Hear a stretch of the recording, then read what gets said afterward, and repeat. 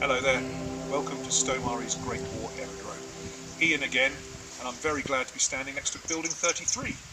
Building 33 was introduced to you some time ago on this channel by Doug Shorter, our assistant curator, where he announced we were really lucky to get some Historic England emergency funding to help us save this building. Well, work has continued and we're doing really well, so I thought it's time to give you a little bit of an update to tell you what we're doing. Before I get on to that, what was the building for? Well, it was built to accommodate officers. Unlike the enlisted men, who probably were in tents to start with and then wooden huts, the officers, as soon as they could, were in brick buildings.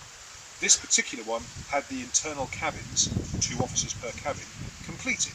The other 2 accommodation blocks on Stow for officers weren't so lucky.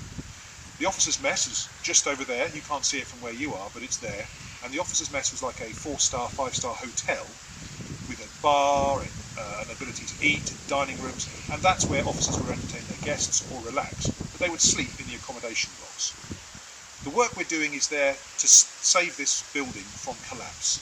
So the roof needs fixing because the roof adds structure and strength.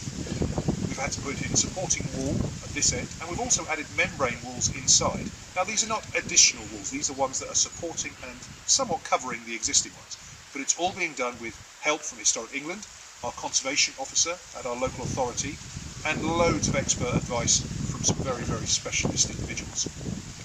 If you look at this end, you can see where we've been doing that external wall work. It's really important because, as you can imagine, a single skin brick building, it's kind of like a big shed, and unless all the walls are secure or the roof is holding the wall secure, it moves. With very, very shallow foundations, there's a great risk it will collapse, and when it hasn't been looked at for over 100 years, that risk was really, really high. So you can see, as I say, the way we've fixed this end wall. There's some supporting work being done below the foundations, but the really interesting story is actually inside.